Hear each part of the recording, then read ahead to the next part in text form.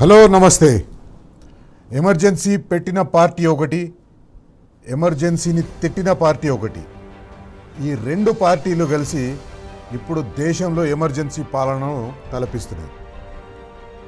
Congress party emergency పెట్టింది. ఇందిరాగాంధీ ప్రధానమంత్రిగా ఉన్నప్పుడు ఆమెకు వ్యతిరేకంగా అలహాబాద్ హైకోర్టు తీర్పు ఇచ్చింది. ఆమె ఎన్నికల పిటిషన్కు వ్యతిరేకంగా తీర్పు ఇచ్చిందని దేశంలో ఎమర్జెన్సీ విధించింది ఇందిరాగాంధీ. ఎమర్జెన్సీ విధించినప్పుడు చాలామందికి తెలియదు, ఇప్పుడున్న జెన్జీకి కానీ లేకపోతే మా జనరేషన్కు కూడా తెలియదు, ఎందుకంటే అప్పుడు అందరూ చిన్నపిల్లలు. కానీ పుస్తకాలు చదువుతుంటే, ఎమర్జెన్సీ కాలాన్ని అనుభవించిన వాళ్ళు చెప్తుంటే మనకందరికీ బోధపడుతుంది ఎమర్జెన్సీ ఎంతటి క్రూరమైన పాలనను, ఎమర్జెన్సీ కాలంలో ఎంత క్రూరమైన పనులు కాంగ్రెస్ పార్టీ చేసిందో మనకు అర్థమవుతుంది. ఆ క్రూరమైన పనులు చేసిన కాంగ్రెస్ పార్టీని తిట్టిన పార్టీనే ఇప్పుడు దేశంలో అధికారంలో ఉంది. ఇప్పటికీ కూడా ఎమర్జెన్సీ విధించిన రోజు వచ్చిందంటే చాలు ఎమర్జెన్సీని తలుచుకొని కాంగ్రెస్ పార్టీ మీద దుమ్మెత్తిపోస్తారు. కానీ ఇప్పుడేం జరుగుతుంది?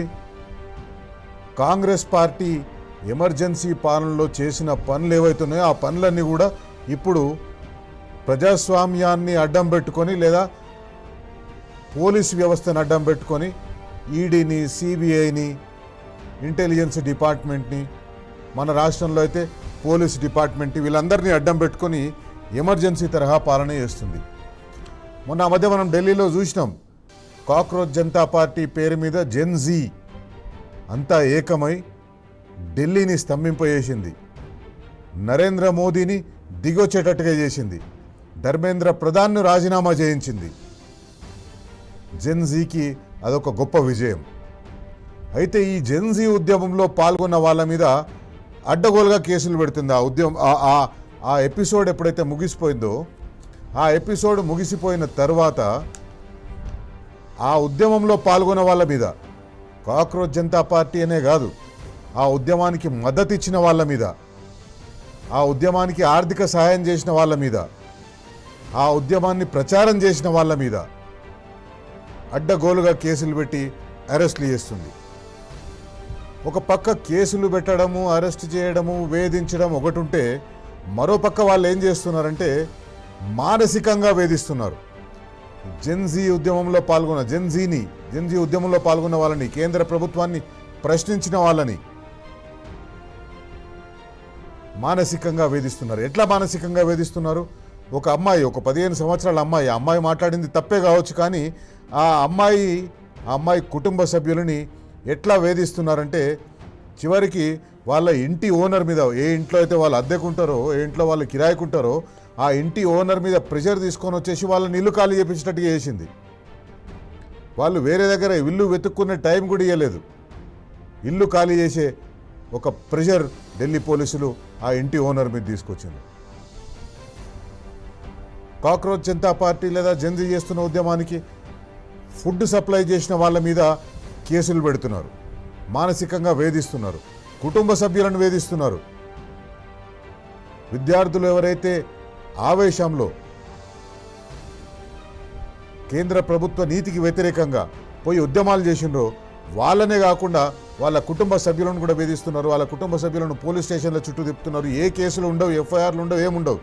కానీ పోలీసులు పిలిపించుకుంటారు, కూర్చోబెడతారు, వాళ్ళని సూటిపోటి మాటలు అంటారు, మానసికంగా వేధిస్తారు, మళ్ళీ సాయంత్రం కాగానే పంపిస్తారు.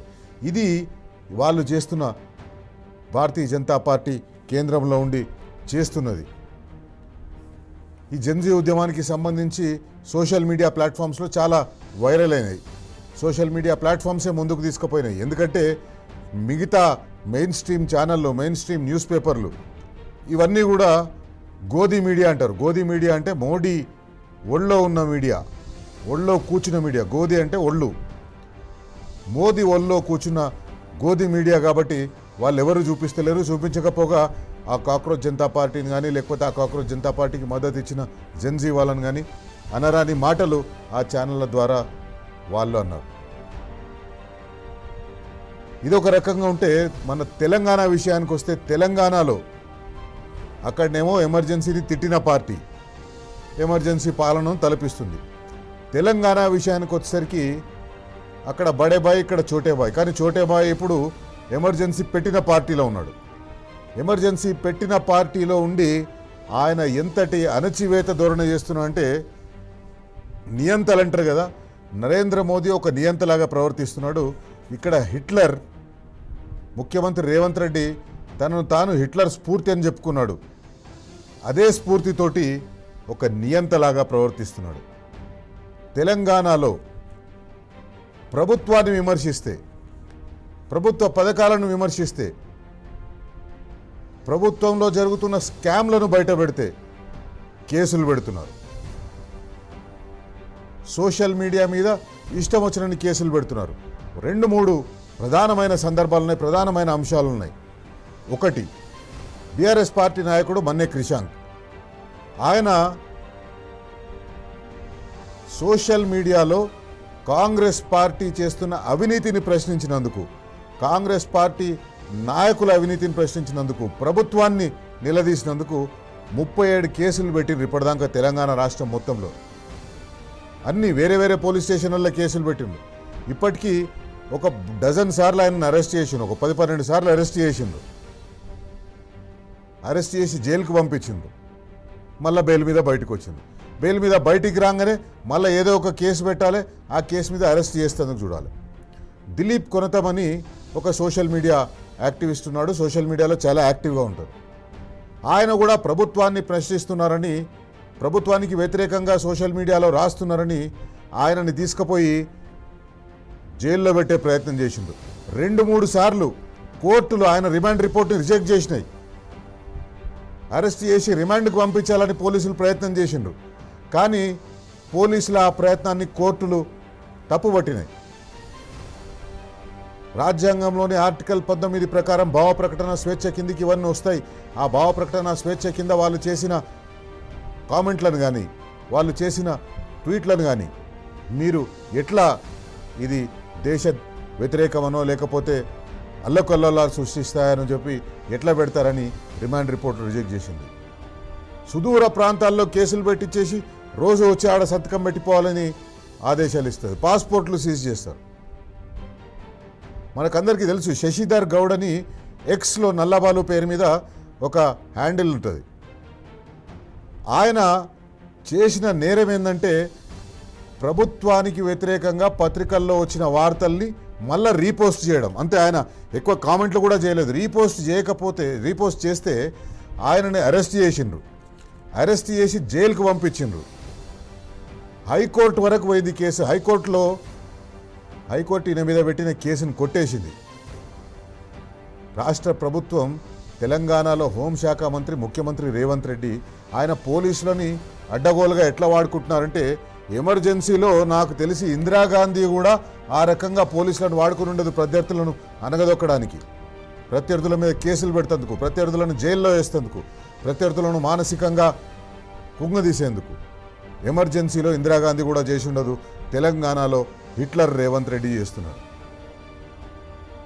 నల్లబాలుని హైకోర్టు కేసు కొట్టేస్తే సుప్రీంకోర్టుకు పోయింది తెలంగాణ రాష్ట్ర ప్రభుత్వం. ఒక సోషల్ మీడియా యాక్టివిస్ట్ పెట్టిన పోస్టులను, ఒక సోషల్ మీడియా యాక్టివిస్ట్ మీద కక్ష సాధిస్తేందుకు సుప్రీంకోర్టుకు పోయింది. సుప్రీంకోర్టుకు పోయి అక్కడ రోజుకు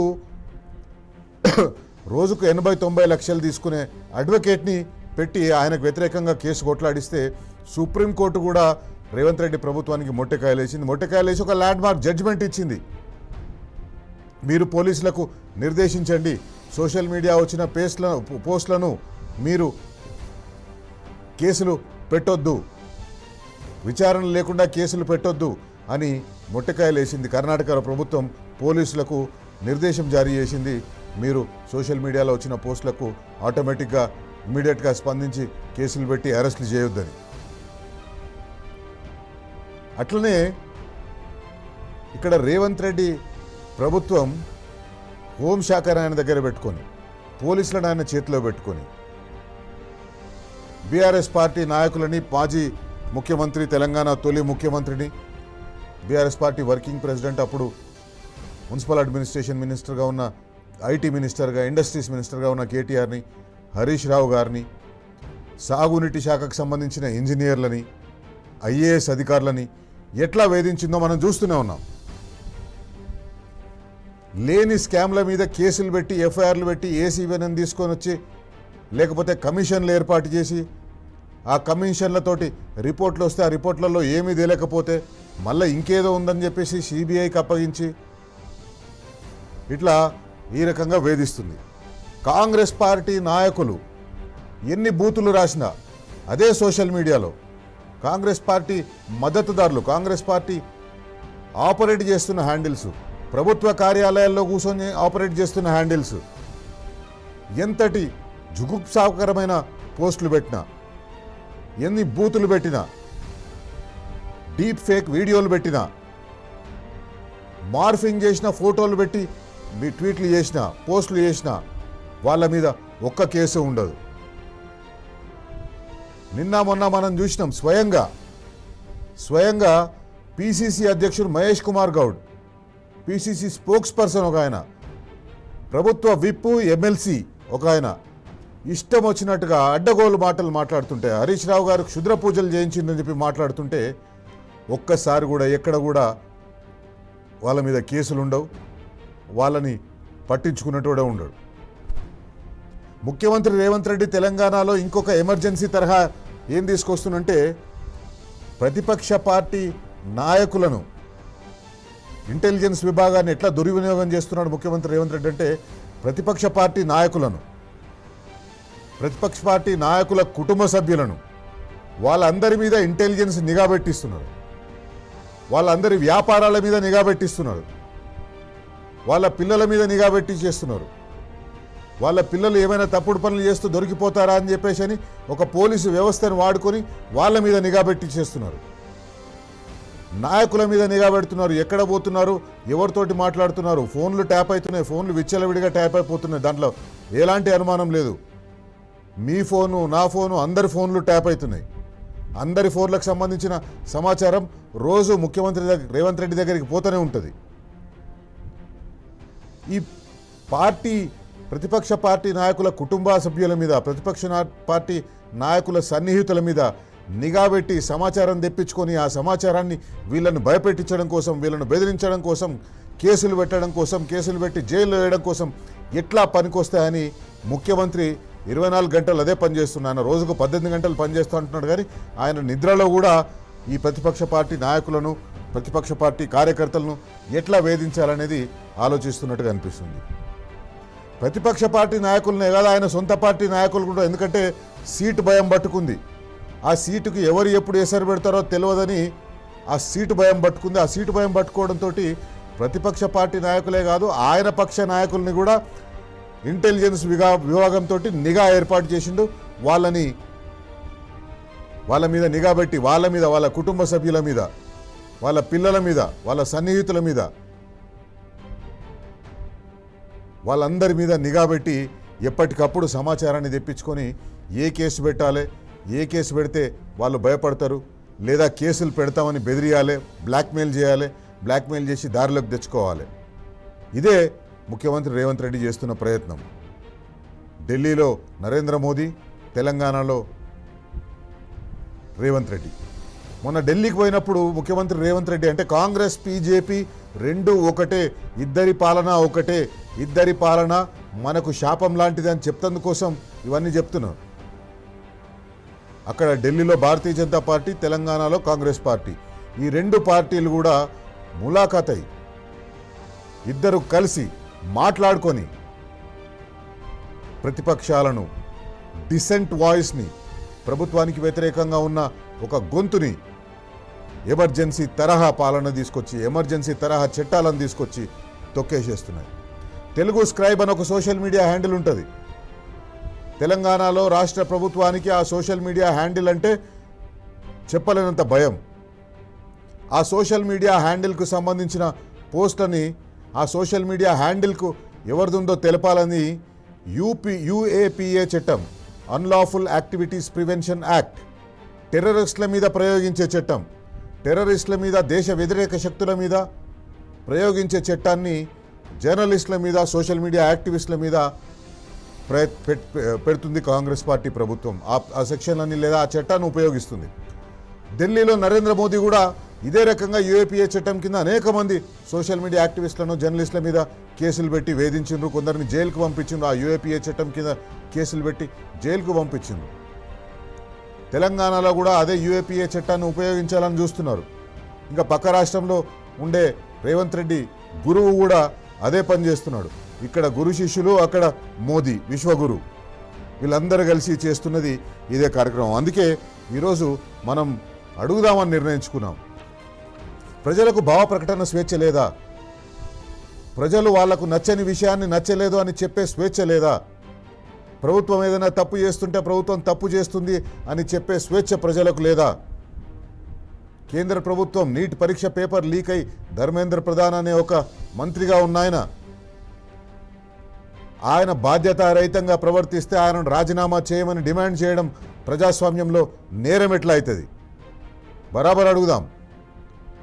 తెలంగాణ రాష్ట్రంలో స్కూల్ పిల్లల యూనిఫామ్లు, స్కూల్ పిల్లల బూట్లు, స్కూల్ పిల్లల బెంచ్లు, స్కూల్ పిల్లల హాస్టల్ పిల్లల బంకర్ బెడ్లు, ఆ స్కూల్ పిల్లలకి ఇచ్చే ట్యాబ్లెట్లు, అంగన్వాడీ టీచర్లకు ఇచ్చే మొబైల్ ఫోన్లు, అన్నింట్ల మీద స్కాములు జరుగుతుంటే ఆ స్కామ్లను ప్రశ్నిస్తే జైల్లో పెడుతున్నారు, కేసులు పెడుతున్నారు, వేధిస్తున్నారు.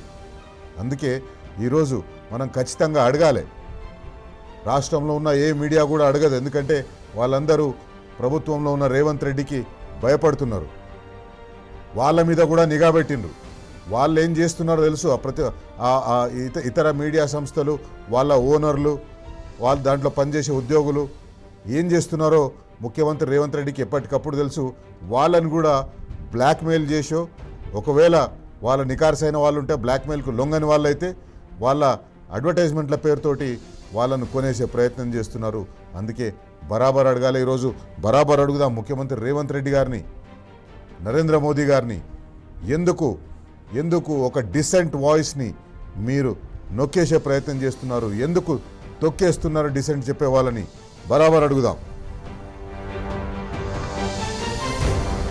ముఖ్యమంత్రి రేవంత్ రెడ్డి గారు, ప్రధానమంత్రి నరేంద్ర మోదీ గారు ప్రజాస్వామ్యం దేశంలో ప్రశ్నిస్తే పాపం ఎందుకైతుంది? నీట్ పేపర్ లీక్ ఉద్యమం తర్వాత వందలాది మంది మీద కేసులు పెట్టలేదా? వందలాది మందిని మీరు మానసికంగా వేధిస్తలేరా? వాళ్ళ కుటుంబ సభ్యులను వేధిస్తలేరా? వాళ్ళ జీవనోపాధిని దెబ్బతీస్తలేరా? బరాబర్ అడుగుదాం.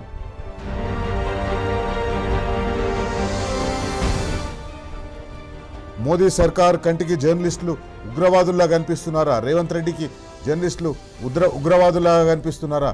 ఎందుకు వాళ్ళ మీద యూఏపీఏ చట్టాన్ని ప్రయోగిస్తున్నారు? ఎందుకు యూఏపీఏ చట్టాన్ని ఉపయోగించి వాళ్ళను బెదిరించాలని చూస్తున్నారు? ఎందుకు వాళ్ళని నియంత్రించాలని చూస్తున్నారు? బరాబర్ అడుగుదాం.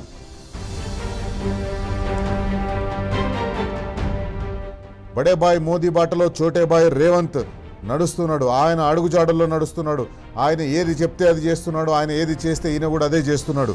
కాంగ్రెస్ ప్రభుత్వ అసమర్థతను ప్రశ్నిస్తున్న తెలంగాణ ప్రజల మీద కేసులు పెడుతున్నారు. తెలంగాణ గొంతుల మీద కేసులు పెడుతున్నారు. ఆ తెలంగాణ గొంతులను కేసులతోటి తొక్కేయాలని చూస్తున్నారు. బీఆర్ఎస్ నేతలను టార్గెట్ చేస్తున్నారు. ప్రతిపక్షాలను టార్గెట్ చేస్తున్నారు. అందుకే బరాబర్ అడుగుదాం ముఖ్యమంత్రి రేవంత్ రెడ్డి గారు, ఎందుకు మీరు ఎమర్జెన్సీ పాలన తీసుకొచ్చిండ్రు? 7వ గ్యారంటీ కింద భావ ప్రకటన స్వేచ్ఛ ఉంటుంది, నిరసన తెలిపే హక్కు ఉంటుందని చెప్పిండ్రు మీరు ఎలక్షన్ల ముందు. ఇప్పుడెందుకు అది గుర్తొస్తలేదు మీకు? ఇప్పుడెందుకు దాన్ని తొక్కేస్తున్నారు? బరాబర్ అడుగుదాం.